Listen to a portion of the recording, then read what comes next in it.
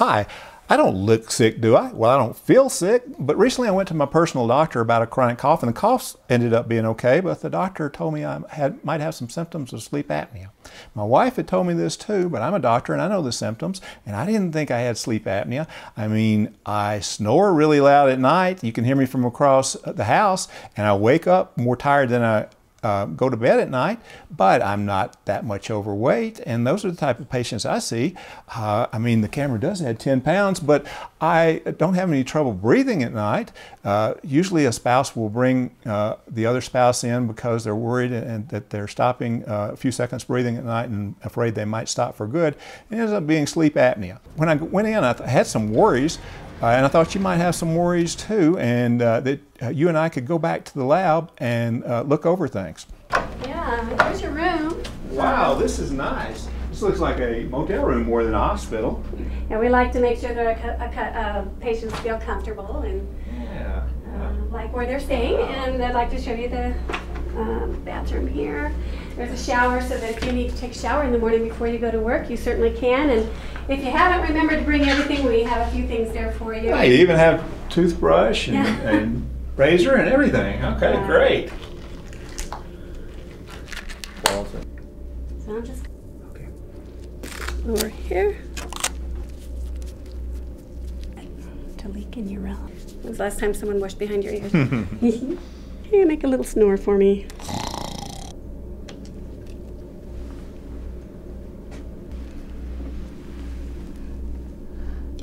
Daddy asked her to explain that. So I don't have to mess around with it.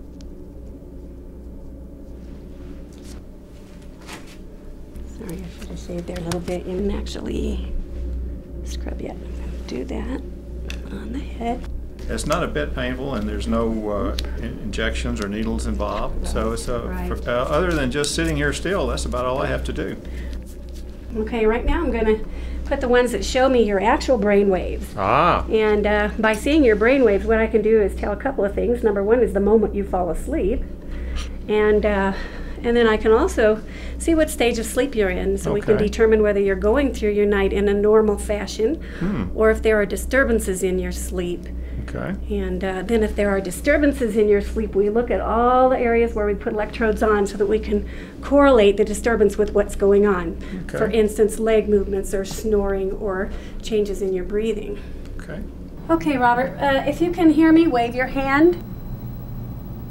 Now we're going to pretend like you're having sleep apnea. So what I'd like you to do is hold your breath, Robert, and then while you're holding your breath, push your stomach muscles in and out real hard.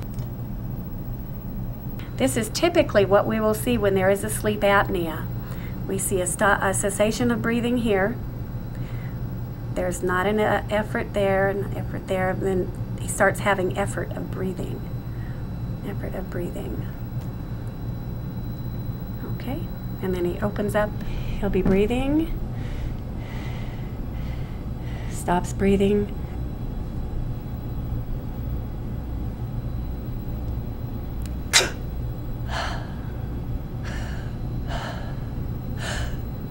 So there stops breathing, pops the airway open, and then overbreathes for a period of time. This can happen one time after the other. It can happen as many times as 40, 50, 60 times an hour, sometimes even more. Morning, Robert. Good morning. Morning. How you doing? Doing okay. I see I must have had some problems last night. So you put the machine on me. Right, we thought we'd give that a try. You doing okay with it? Yeah, I'm doing okay. Okay, let's go ahead and take that off. Alrighty, there you go. Get this stuff off. Well, I finished with my sleep study and everything went fine. My concerns were really alleviated. I didn't have any discomfort. I slept pretty well, and I didn't miss any work. I was there at 8 o'clock at night, got up at 6:30, had breakfast, and was ready to go. So if you're thinking about a sleep study, I would strongly suggest it. See you later at James Hubbard's My Family Doctor.